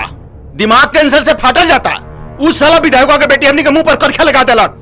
आई यहाँ बैठ के दारू पिए तारे। तो हम का करी बाबूजी? अपने मेहरारू के भागे की खुशी में डांस करी? अब हमरा और लड़की से कोनो मतलब नहीं खे। एगो नौकर के संगे भागल लड़की के अपना घर के इज्जत नहीं बना सकत। तो तू का सोचा तारा? हम चाहता नहीं अपन घर के इज्जत बनाओ के? ना बेटा ना, हम इतना बेवकूफ ना है। हमरा पता बा उस साला विधायक अब की बेर के चुनाव में मंत्री जरूर बनी, और ओकरा मंत्री बनला के बाद हमनी के ओकरा के उंगली पर नचाम सन। उंगली पर रहल उरनिया के बाद तो जब तक ले तोहर मन करे ओकरा के रखैल बना के ओकर जवानी के रास चूसत रहा और जब मन भर जाए तो उस साली के नदी नाला में फेंक दा। वाह बाबूजी वाह, रहुआ आज से नेतागिरी कहने की चालू कर दे। रहुआ जैसे दिमाग तो अच्छा मंत्री के लगे भी ना हुई। हम राउर मतलब समझ गए नहीं बाबूजी। भैया जी ठीक कहता रहे चाचा जी, रहू आज से नेतागिरी शुरू कर दी। हाँ। ए काल भैरव भाई, काहे घबराइल बड़ा विधायक? काहे ना घबराई? उ रजवा के बाप के मर्डर कैला के बाद भी उस साला रजवा और हमार बेटी के आज तक पता नहीं चलल। टेंशन मतलब विधायक, रानी तो और बेटी भी आता, हमारे घर के होके वाला इज्जत भी बिया, सब पता चल जाई। इस शहर के हर गली गली में हमारा आदमी ओकरा के ढूंढ रहल बा। आज न तब भियान तोहर बेटी तोरा घरे पहुंच जाई। उस साला राजवा के वही दिन मार दौड़ रही तो आज ही दिन देखे के नानू पड़े। सरकार पता चल गई रानी मेम साहब के। पता चल गई? हाँ। कहाँ हो भैया? अरे वो इंस्पेक्टर बा राम बानू, वो राजा और मेम साहब के अरेस्ट करके थाना ले गई। ये तो बहुत बढ़िया खबर सुनैला हो। आज उस साला राजवा के जेल में ठोक दिया। भैया ठीक कहता रहे चाचा जी, उस साला रजवा के जेल में ही मार देवे की चाहिए। हाथ में चूड़ी पहन के तमाशा देख ले से काम ना चली। अरे तो दिमाग उमाग तो ठीक बा। उस साला इंस्पेक्टर रजवा पक्ष में बा। जोश में होश मत गवावा, न तो लेनी की देनी पड़ जाए। शांत रहा विधायक, शांत रहा। तू ठीक कहता रहा। सबसे पहले हमनी के वहां से रानी की छोड़ाओ के पड़ी, ओकरा बाद उस साला रजवा के साथे का करे के बा, ई बाद में प्लान कर जाए।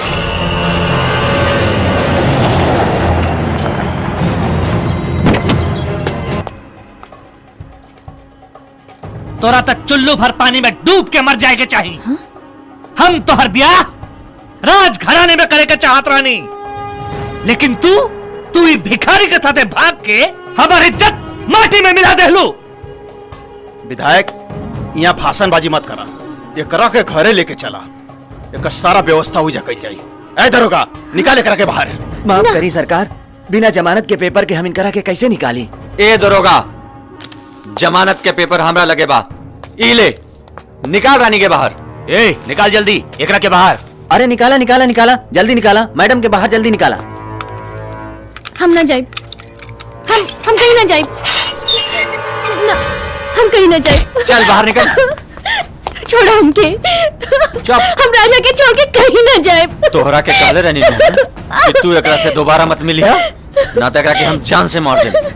आज वादा हम पूरा कर देता नहीं, इस साला की जान से मार देता नहीं। ना बाबूजी, रुक जा बेटा, रुक जा। इस साला गंदा आदमी खून से अपन हाथ मत रंगा।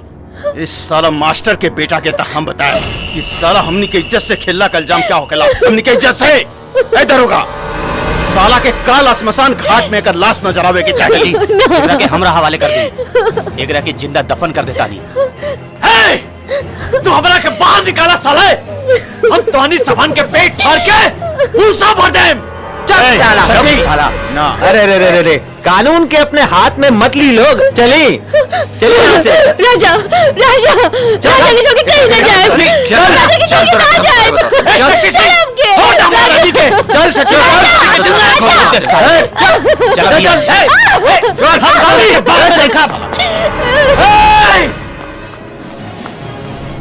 छोड़िए हमके। शक्ति सिंह के साथ है और ब्याह बा। अब तू यहाँ से निकले की कोशिश कर ले तो टांग तोड़ दे। तू कैसन बाप बाड़ा, आपन ही बेटी के दो को ब्याह करावे की चाहता रहा, तोरा के शर्म नहीं की आवत? बेटी, हम तोरा के स्वर्ग में रखे के चाहता नहीं, अब तू नर्क में रहेला छटपटाता रू। औरत के जहाँ प्यार मिलेला ना, ओकरा खातिर ओहे स्वर्ग होला। और राजा हमरा के अपन जान से ज्यादा प्यार करेला, और तू लोग सिर्फ हमरा वजह से ओकर पूरा जिंदगी बर्बाद कर देला। अब हम जियब तो सिर्फ राजा खातिर, और मरब तो सिर्फ राजा खातिर। हमारा मुख्यमंत्री बने खातिर तोरा लाश के ऊपर से भी गुजरे के पड़ी ना, तो हम ना सोचे। कहे कि राजनीति में ना बाप होखेला ना महतारी, और ना बेटा होखेला ना बेटी, बुझली? हम हूँ देखतानी कि हमरा की राजा से के अलग करता।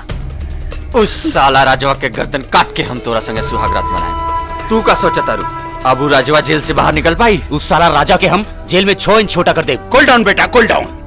एकरा से बहस कैला कोनो जरूरत नहीं है। वो रजवा के मारे के का प्लान बा हमरा खोपड़ी में बा, हम तो इनके बाद में बताएं। चला अभी, चला यहाँ से, चला। हमरा के राजा से केहू अलग नहीं कर सकत। कान खोल के सुन ली, हमके राजा। चुप! तू अगर एक घर से निकले की कोशिश कैलू तो हम तोहार टांग तोड़ दे। अरे कहाँ गई रानी? कहा करी विधायक जी आई रहनी कोर्ट से जमानत के पेपर लेके, और रानी जी के साथ लेके चल गई नी। साहेब, अपने वादा कैले रहनी हमरा से, हमरा बेटा और पतोह के रवा छोड़ दे हम। अरे तोहरा पतोहू के तब विधायक जी छुड़ा के ले गई नी। जो का साहेब, हमरा पति के हत्यारा के छोड़ देनी रहुआ, तो हमारे निर्दोष बेटा के भी छोड़ दे रहुआ। साहेब, ये कैसन कथी के न्याय हो रहा, और छोड़ दे हमरा भाई, हमरा खातिर इनकरा से भीख मत मांगा, हमरा के कुछ न होए। इंस्पेक्टर साहब, हमार बेकसूर भाई के जाए दी। अब अभी तक हमार बाबूजी के क्रियाक्रम भी बाकी बा। जाए दी हमारे भाई के। गंगा माँ जी, हम रउआ लोगन से वादा करत तानी कि राजा के कुछ ना होई। अभी रउआ लोग जाई। का माई तो के जा यहाँ से, माई जा यहाँ से। बबी माई के लेके जो। चलो माई चिंता मत करा माई, हमरा के कुछ ना होई। हम तरह से वादा करता नहीं कि अगर हम बाबूजी के श्राद्ध से पहले काल भैरव, शक्ति सिंह और विधायक के श्राद्ध न कर देम तो हम तोहरा के अपन मरल मुंह भी न दिखाई।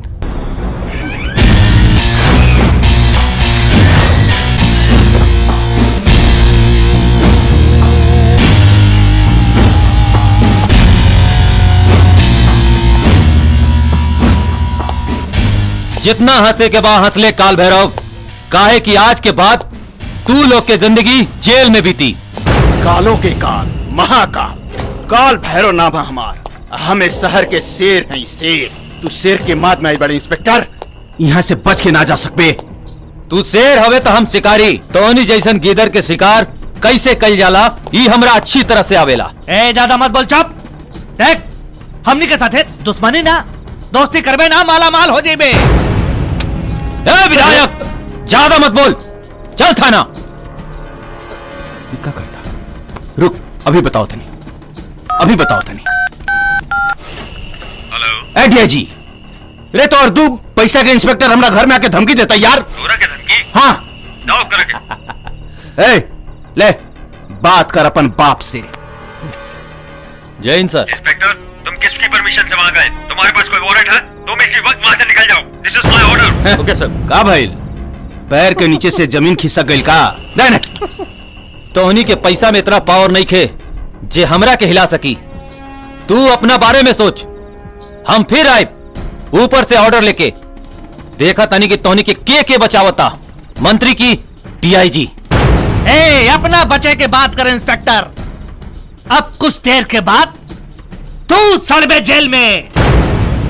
हाँ इंस्पेक्टर साहब, राजा के मर्डर के जुर्म में रउआ जेकर शुभचिंतक बनल बानी, ओकर हमर टुकड़ा पर पले वाला राउर दरोगा खाना में जहर मिला के अभी तक ओकरा खिया के राम नाम सद कर देले हो की। अरे खड़ा होके मुंह का दिखत रहे? अपन नौकरी बचाओ, नौकरी।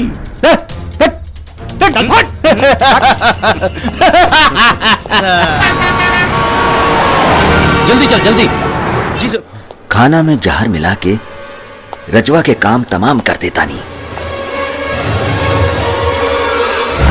और तेज चलाओ। जी सर। चलाओ। हाँ सर।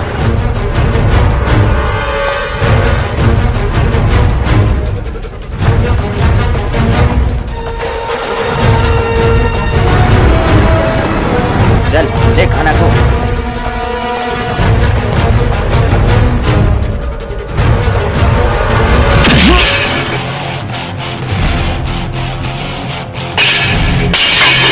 प्रताप, ई तोहार का बिगड़ ले बाकी तू एकरा के मारे के चाहता है? सरकार, इता एकदम झूठ बा सरकार, बिल्कुल झूठ बा सरकार। अगर ये झूठ बा कि तू ई खाना में जहर नहीं के मिले ले तो चल तू ई खाना खा के दिखा।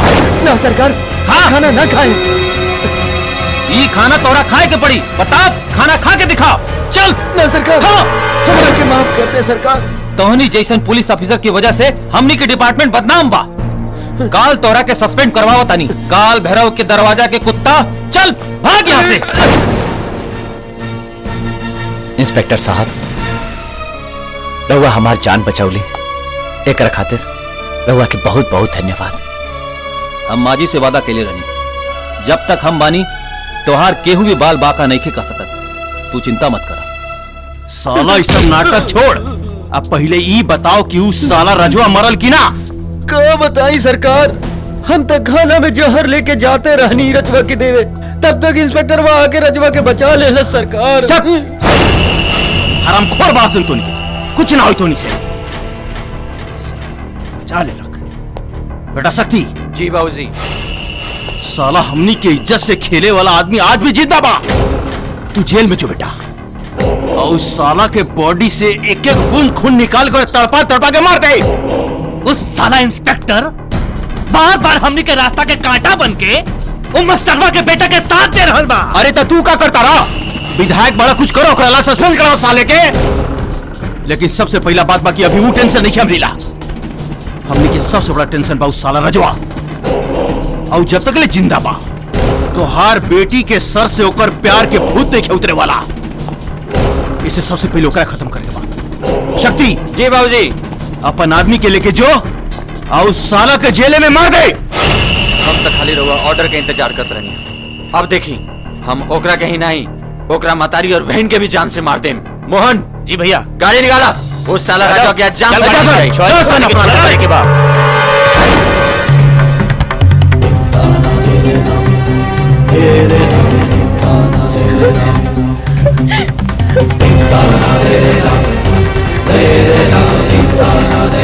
हे भगवान, अब हम क्या करी? भगवान हमारे राजा की मदद करी, हमारे राजा के बचा लो, हमारी मदद करो। वो चिंता मत करी दीदी, हम इंस्पेक्टर राम के जाके खबर दे देते नहीं। इंस्पेक्टर साहब, राजा के बचाई। हम ही कबहू ना होके दे। जब तक ले हम बानी तब तक ले हमरे कस्टडी में रहे वाला कैदी के केहू भी बाल बाका नहीं के कर सकता।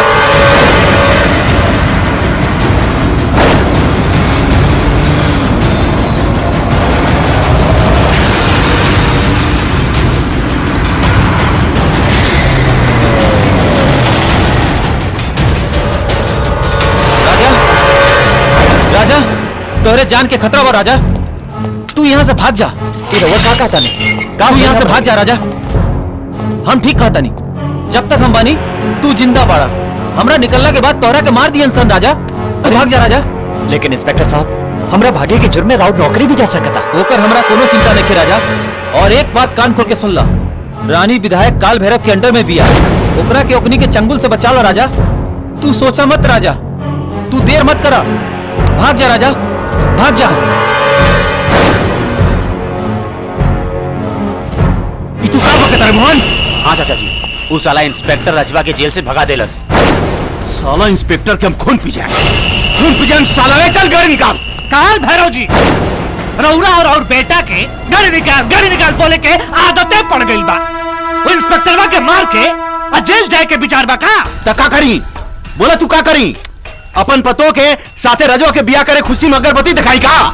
अपन बेटा भतीजा के साथे जाके ठुमुक ठुमुक डांस करी का?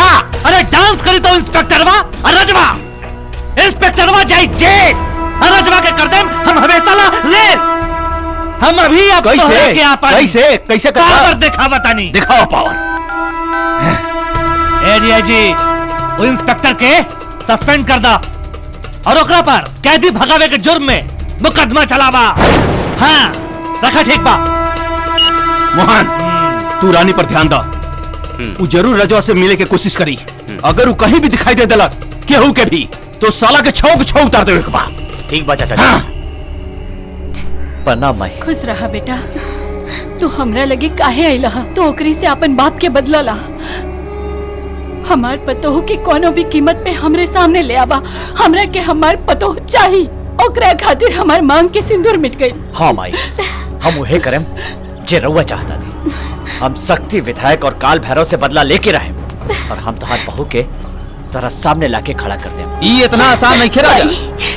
विधायक रानी के ऊपर जबरदस्त पहरा लगेले बा और ओकर आदमी तोहरा के पागल कुत्ता लेखा खोज रहल बा। और डीआईजी के भी ऑर्डर बा कि तोहरा के देखते ही गोली मार दे। हम भी सस्पेंड हो गई। ना इंस्पेक्टर साहब, हम ऐसन कबो ना होके दे। काल भैरव और विधायक के सारा चक्रव्यूह के तोड़ के हम अपन पत्नी के निकाल के लेके आए। लेकिन हमरा के एक बात की चिंता सतावता।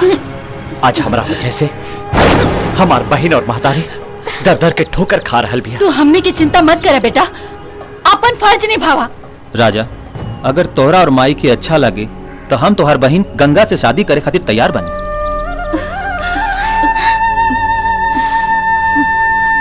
आवा बनी।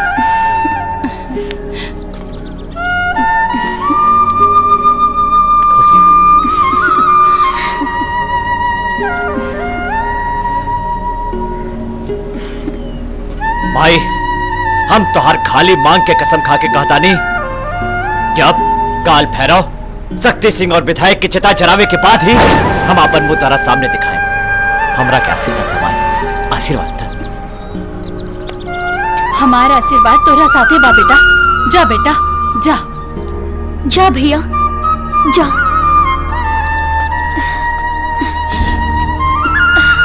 माई। हेलो, कौन बोला तेरे? तोहर बाप राजा हम जेल से बाहर आ गई नहीं। अब तो के अपन जिंदगी के उल्टा गिनती शुरू कर दे साले। सामने आके बोल रे। साला फोन में तो गीदड़ भी धमकी देवेला। हम बहुत जल्द आवे वाला पानी काल भैरव कहे कि हमने के हिसाब किताब अभी बाकी बा। हमार सिद्धांत बा कि खून के बदले खून और जान के बदले जान। बोल, हम अपन बाप के मौत के बदला के बोहनी केकरा से करी? तोहरा से कि तोहर बेटा से? साला केक केकर बोहनी करी एक बार सामने हो तब पता चली तोहरा। अपन मौत के निमंत्रण इतना जल्दी मत दे, काहे कि हम तोहरा सामने आ गई नहीं तो तू हमरा के देखते ही मर जाइबे। सुन बे साला कुत्ता, हम तोहार बेटा शक्ति सिंह के सबसे पहले मारब ताकि तू अपन बेटा के चिता देख के तड़प बे। साला तू फोन पे का धमकी देता रे? मर्द के बेटा बाड़े तो सामने आके दिखा। साला हम तोहार भाई के 6 इंच छोटा करे चाहता नहीं, लेकिन नीचे से ना ऊपर से। हिम्मत पाता बचा के दिखा। 24 घंटा के अंदर मारे मुंह हराम खोर के। और सुन, हमार रानी के कुछ ना होके के चाहिए, ना तो तोहरा में भी नीचे से 6 इंच डाल दे साले। चाचा जी, उस शक्ति भैया के 24 घंटे में मारे के धमकी देता, हम ओकरा के 24 मिनट में खत्म कर देता नहीं। ए भतीजा, टेंशन लेवे के नहीं, देवे के चीज बा।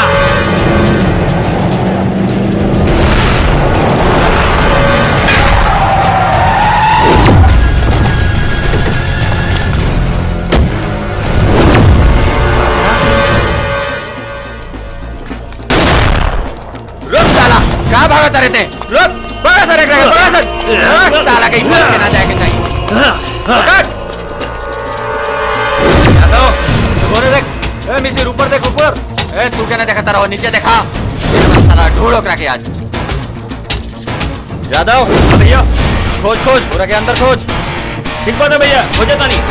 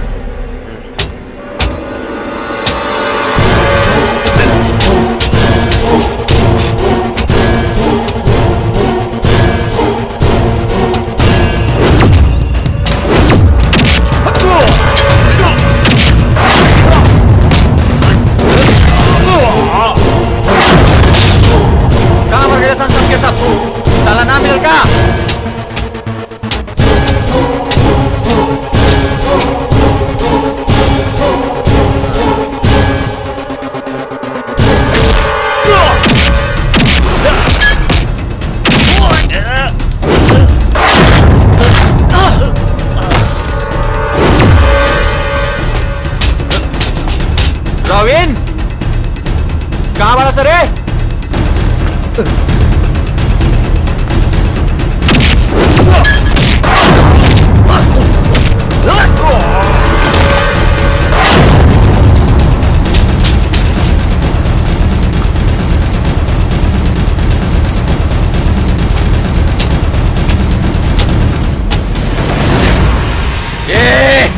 कहाँ छुपल बड़े रे?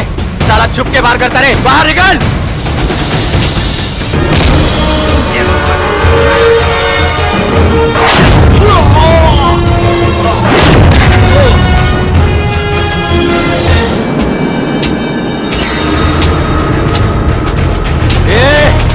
क्या नहीं बाबू, ढूंढा सब रखे।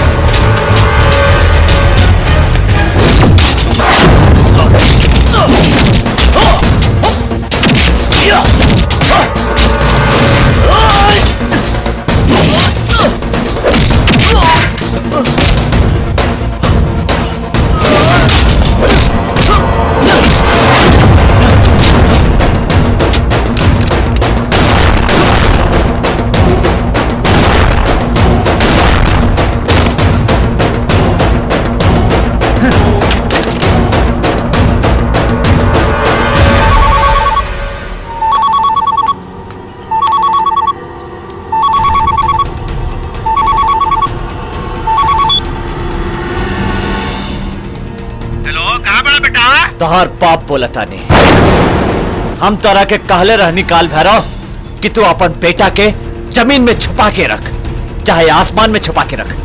24 घंटा में ओकरा के मारे। अपन घड़ी देख, हम ओकरा के 23 घंटा में मार देनी।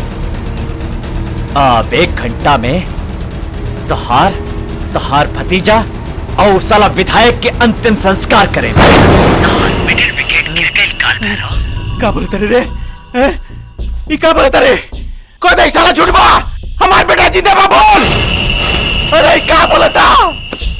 अरे मोहन, हमार बेटा के मार देलक रे। हम बानी बाप रे, हमार बेटा के मार देलक। हमार शक्ति के मार देलक। रोई मत चाचा जी। हम बर्बाद कहीं नहीं। वो साला रजुआ चाचा जी मार देलक हमार बेटा के, छोड़ भाई के, हमार बेटा के मार देलक। अब बोल हम क्या करें? के बर्बाद हो गई नहीं रे मोहन, हम बर्बाद हो गई नहीं। अपने आप के संभाले चाचा जी। साला मुंह का देखा तारा सुन रे। उठा के ले उस साला के, उठा के ले उस साला के। वो जिंदा ना बचे के चाहिए मोहन, वो जिंदा ना बचे के चाहिए साला, जिंदा ना बचे के चाहिए, जिंदा ना बचे के चाहिए। जो जाके वो विधायक के खबर कर दे, उठा के ले उस साला के। चलो भैया चलो। बर्बाद हो गई नहीं हम।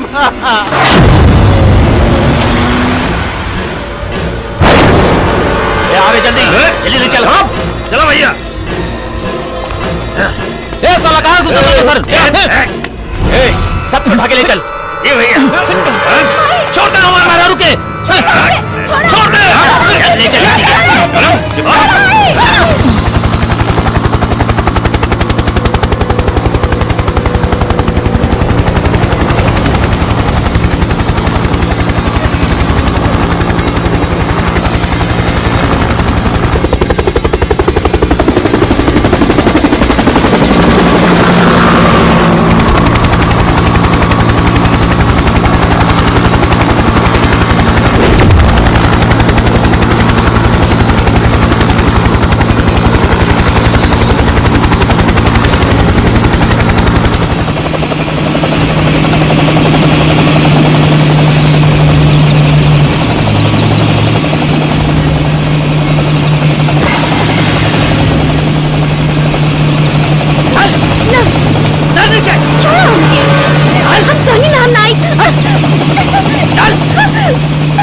अरे आवा आवा विधायक आवा। एकर बेटा रजुआ हमार बेटा के मार देलक। तो रोके वाला दामाद के मार देलस भाई, तो रोके वाला दामाद के मार देलक। हमरा सब मालूम बकाल। तोहरा बेटा के मौत के जिम्मेदार हमार बेटी पिया। ऐसे काल भैरव इन लोग के खत्म कर दो। अब तू अपन भतीजा के संगे एकर बियाह करके कहीं दूर भेज देवल जावे करा के। और जल्दी एकनी के चिता जलावे के तैयारी करा। तू ठीक कहा तारा विधायक, तू ठीक कहा तारा। लेकिन एकनी के चीता ना जरान, एकनी के बोटी बोटी करके कुत्ता के खिया दे, कुत्ता के खिया दे। ए मोहन। हाँ चाचा जी। जो बम लेके फिट कर रखनी की तय में, बम लेके फिट कर, खत्म कर दे साले के। ठीक है जो बेटा जो जो जो फिट करता नहीं।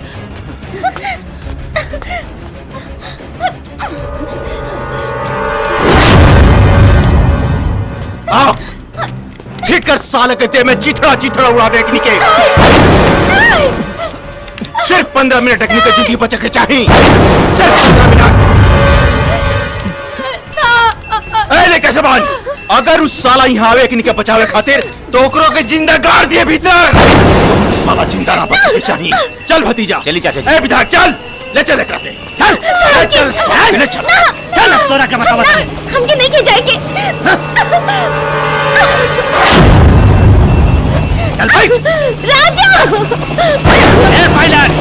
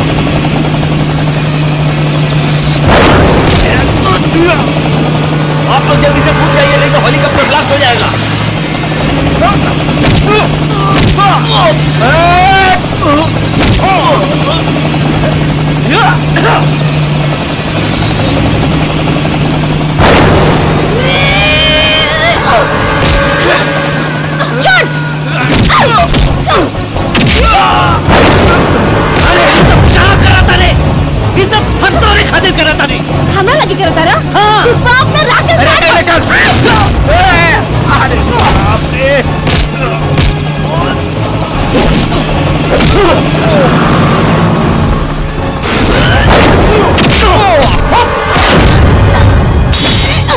अरे साला विधायक, देख कैसन मरखा बेटी पैदा कैले बाड़ी रे, डार दूध दे लखा मार।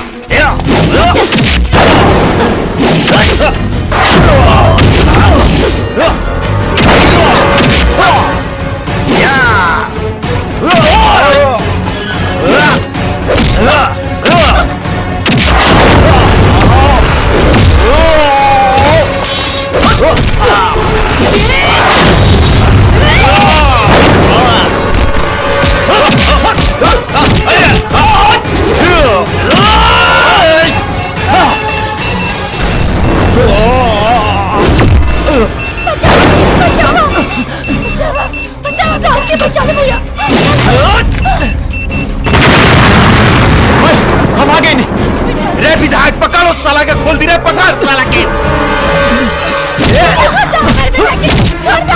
छोड़ दो हमारे बेटे की।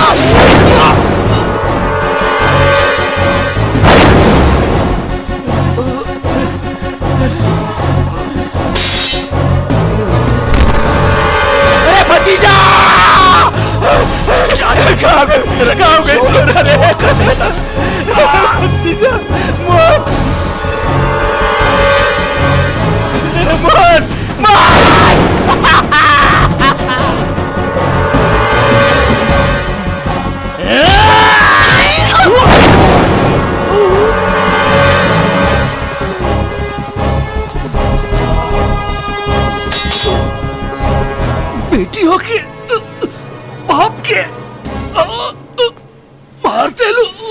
तू ही हमरा के समझौले रहला ना कि राजनीति में न केहू के बाप होकेला, न मतारी, न बेटा, न बेटी। जब तू अपन स्वार्थ खातिर हमार लाश पर से गुजर सकतारा तो हम हूँ तोहार लाश से गुजर सकतानी। आज हम एगो इतिहास रच देनी, एक बेटी के हाथ से एगो बाप के मौत।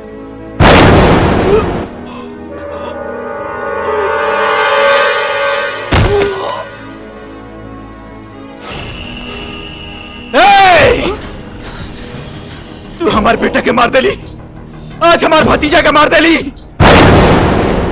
जे तेरे तोरा बाप के तड़पा तड़पा के मर ले गांव के चौक पर, वही तेरे साले आज तो रखे कुत्ता के मौत मारे। रे रनिया, इस साला लड़का ला तू हमरा के बर्बाद कर देली रे। एगो साला लवारिस लड़का ला अपन बाप के मार देली। दुनिया में तू पहला लड़की बाड़ी जो अपना हाथ से अपन बाप के खून कर लिया। आज तो नहीं दोनों जने के चीता ही जा सजाए।